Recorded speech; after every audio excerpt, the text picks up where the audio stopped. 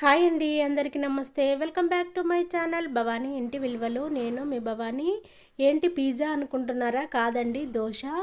ఇది క్యారెట్ తురుముతో వేసిన దోశ అండి. క్యారెట్ తురుము, ఉల్లిపాయ ముక్కలు, పచ్చిమిర్చి, కొత్తిమీర, కారము, ఉప్పు, ధనియా పౌడర్ వేసేసి దోశ వేసానండి. టేస్ట్ మాత్రం చాలా బాగా వచ్చింది. క్రిస్పీగా, టేస్టీగా చాలా చాలా బాగుందండి. దోశ మాత్రం అద్దరిపోయింది. టేస్ట్ మాత్రం చాలా చాలా బాగుందండి. నేను 5 దోశలు వేసుకొని తిన్నానండి. ఒక్క దోశ తింటామనుకుంటాము, కానీ వేసుకుంటే 4, 5 ఖచ్చితంగా తింటామండి. అంత టేస్ట్గా ఉంటుంది. 2 క్యారెట్ను తీసుకున్నాను, పైన ఫీల్ అంతా తీసాను. ఇలా పైన చాక్తోని అంతా గీరేసేయాలండి. గీరేసిన తర్వాత తలా తోకలని కట్ చేసేయాలి. వాటర్లో మంచిగా కడగాలి. క్యారెట్ తురుముకునేది ఉంటుంది కదండి, ఇలా తురుముకునే దాంతో క్యారెట్ను మంచిగా గీరుకోవాలి. చూడండి, ఇలా నేను చేత్తోని పట్టుకొని గీరుతున్నాను. క్యారెట్ తురుము మంచిగా రెడీ అయిపోతుందండి. మనము దోశల్లోకి వేసుకొని తింటే పిల్లల నుంచి పెద్దవాళ్ళ వరకు చాలా ఇష్టంగా తింటారండి. ఇలా వేసుకొని చూడండి, చాలా చాలా ఇష్టంగా తింటారు. నిజం చెప్తున్నానండి. ఒక్కటి తిందామనుకుంటామా, 4, 5 ఖచ్చితంగా తింటామండి. మనము ఏ టైంలోనైనా వేసుకొని తినచ్చండి. మార్నింగ్ అయినా, ఈవినింగ్ అయినా, ఎప్పుడైనా వేసుకొని తినచ్చండి. బ్రేక్ఫాస్ట్ కాదు, స్నాక్స్ లాగానైనా తినచ్చు, ఎలానైనా తినచ్చండి. టేస్ట్ మాత్రం అద్దరిపోతుంది. నాకైతే చాలా చాలా ఇష్టం అండి. మా పిల్లలకు కూడా చాలా ఇష్టము. ఇలా చేస్తే మా హస్బెండ్కి కూడా చాలా ఇష్టము. నేనైతే ఇలా చేస్తాను. చూడండి, క్యారెట్ తురుమును చూపించానా? ఇలా తురుముకోవాలండి క్యారెట్ తురుము. అప్పుడే దోశల్లోకి చాలా బాగుంటుంది. తురుము మాత్రము మొత్తం అంతా తురుముకున్న తర్వాత ఇప్పుడు దీన్ని తీసేసి పక్కన పెట్టేసుకుందాము. మిగతా ఇంగ్రీడియంట్స్ ఎలా కట్ చేస్తానో చూడండి. అన్నిటిని మాత్రం ఇలా చిన్నగా కట్ చేసుకోవాలండి. తురుములాగానే కట్ చేసి పెట్టేసుకోవాలి. మిగతా ఇంగ్రీడియంట్స్ చూపిస్తున్నాను చూడండి. పచ్చిమిర్చిని సన్నగా కట్ చేసి పెట్టేసుకోవాలి. ఒక ఉల్లిగడ్డను తీసుకున్నాను. మీరు ఎన్ని దోశలకు కావాలనుకుంటే అన్ని ఉల్లిపాయలు, పచ్చిమిర్చిని, క్యారెట్ తురుమును రెడీ చేసుకోవచ్చు. నేను 5 దోశల్లోకి రెడీ చేస్తున్నానండి. క్యారెట్ తురుము, పచ్చిమిర్చి ముక్కలు, ఉల్లిపాయ ముక్కలు, ఒక కట్ట కొత్తిమీరను తీసుకున్నాను. మొత్తము సన్నగా కట్ చేసి పెట్టేసుకోవాలి. దోశ పిండిని నైటే రుబ్బి పెట్టాను. కన్సిస్టెన్సీ ఇలా ఉండేలా చూసుకోవాలండి. మరీ చిక్కగా కాకుండా, మరీ లూజ్ కాకుండా చూసుకోవాలి. అప్పుడే క్యారెట్ తురుము దోశ చాలా బాగుంటుంది. స్టవ్ పైన దోశ పెనము పెట్టుకోవాలి. దోశ గరిటెతోని దోశను వేసేసుకోవాలి. మరీ లావుగా కాకుండా దోశను కాస్త సన్నగానే, అంటే పలసగానే వేసేసుకోవాలి. సన్నగా కట్ చేసి పెట్టుకున్న ఉల్లిపాయలు చేత్తో నలిపి వేసేసుకోవాలి. క్యారెట్ తురుముని చేత్తో నలుపుతూ వేసేయాలి. మరీ నలుపుతూ అంటే ముద్దలా కాకుండా పొడి పొడిగా వేసేసుకోవాలి. పచ్చిమిర్చిని సన్నగా కట్ చేసుకున్నాం కదా, పచ్చిమిర్చి ముక్కలను కూడా వేసేసుకోవాలి.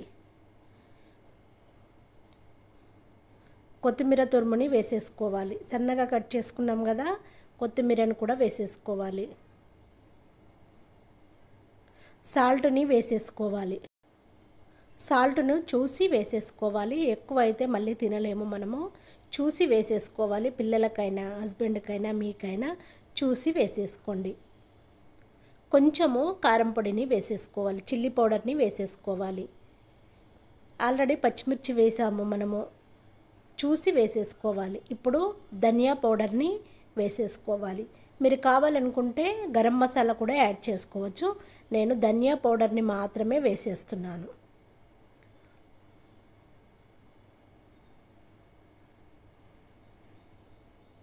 ధనియా పౌడర్ వేయడం వల్ల దోశ చాలా చాలా టేస్టీగా ఉంటుందండి. తింటుంటే ఇంకా ఇంకా తినాలనిపిస్తుంది, అంత బాగుంటుంది. మనము పిజ్జా తిన్న దానికంటే ఇంకా డబల్ టేస్ట్తో అంత బాగుంటుంది. ఇప్పుడు తగినంత ఆయిల్ని వేసేసుకోవాలి. మీరు ఆయిల్ ఎక్కువ కావాలనుకుంటే ఎక్కువగా వేసేసుకోవచ్చు, తక్కువగా కావాలనుకుంటే తక్కువగా వేసేసుకోవచ్చు. ఇప్పుడు దోశ గరిటె ఉంటుంది కదా, దోశ గరిటెతో పైన ఇలా నొక్కాలి. అంత నొక్కితేనే ఉల్లిపాయ ముక్కలు కానీ, పచ్చిమిర్చి ముక్కలు కానీ, క్యారెట్ తురుము కానీ, కొత్తిమీర కానీ దోశకు మంచిగా పట్టుకుంటుంది. అప్పుడే దోశ మరింత టేస్ట్గా ఉంటుంది. చుట్టూ మంచిగా కాలేలా చూసుకోవాలి. ఇప్పుడు దోశను ఫోల్డ్ చేసుకోవాలి. చూడండి, ఇలా ఫోల్డ్ చేసుకోవాలి. మీరు క్రిస్పీగా కావాలనుకుంటే ఇంకాస్త ఆయిల్ ఎక్కువగా వేసేసుకొని రెడ్గా కాలంత వరకు పెట్టుకోవచ్చు. నేనైతే నాకు క్రిస్పీ ఇష్టం ఉండదు, మా పిల్లలకి ఇష్టము. నేను నా వరకు వేసుకుంటున్నాను కాబట్టి క్రిస్పీగా లేకుండానే మెత్తగా ఉండేలా నేను దోశను కాలుస్తున్నాను. ఏమి లేదండి, ఎక్కువ టైము అంటే ఇంకా ఒక 5 మినిట్స్ అలా ఎక్కువ కాలుస్తే అప్పుడు క్రిస్పీగా రెడీ అవుతుంది. కానీ నేను క్రిస్పీ నాకు ఇష్టం లేదు కాబట్టి నేను మెత్తగా ఉండేలా నాకు ఇష్టము. నేను మెత్తగానే కాలనిస్తున్నాను. చూడండి, ఇలా దూరగా కాలుతుంది. చూడండి, గోల్డెన్ కలర్ కాలుతుంది. రెడ్గా కావాలనుకుంటే ఇంకా కాస్త ఎక్కువగా కాలనివ్వాలి. ఎన్ని దోశలు కావాలనుకుంటే అన్ని దోశలు ఇలా వేసుకోవచ్చు. ఇప్పుడు దోశ రెడీ అయిపోయింది. చూడండి,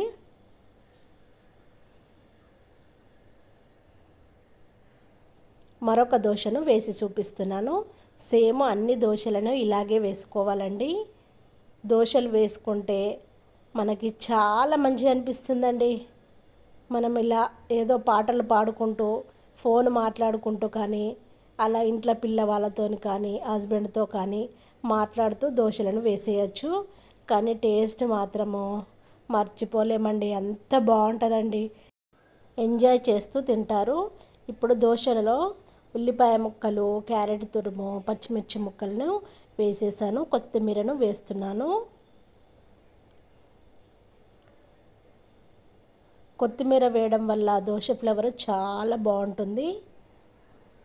సాల్ట్ని వేసేసుకోవాలి, కారం పొడిని వేసేసుకోవాలి, చిల్లీ పౌడర్ని వేసేస్తున్నాను. చూడండి,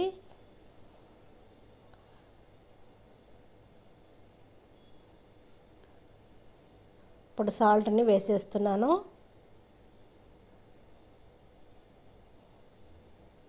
ధనియా పౌడర్ని వేసేస్తున్నాను. దోశ నాకైతే ఎప్పుడెప్పుడు తినాలనిపిస్తుందండి. అమ్మ చూస్తుంటేనే ఎప్పుడు అయిపోతుందా, ఈ దోశలు ఎప్పుడు కాలుతాయా అనిపిస్తుంది. ఇప్పుడు ఆయిల్ని వేసేసుకోవాలి. వేడి వేడిగా దోశలు తింటే మాత్రం సూపర్గా ఉంటుంది. నేనైతే ఇందులో చట్నీ లేకుండానే తింటాను. మీరు కావాలనుకుంటే పల్లి చట్నీ చేసుకొని తినండి, సూపర్గా ఉంటుంది. పల్లి చట్నీ పోపు లేకపోయినా పర్వాలేదండి, పల్లి చట్నీ చేసుకొని తినండి.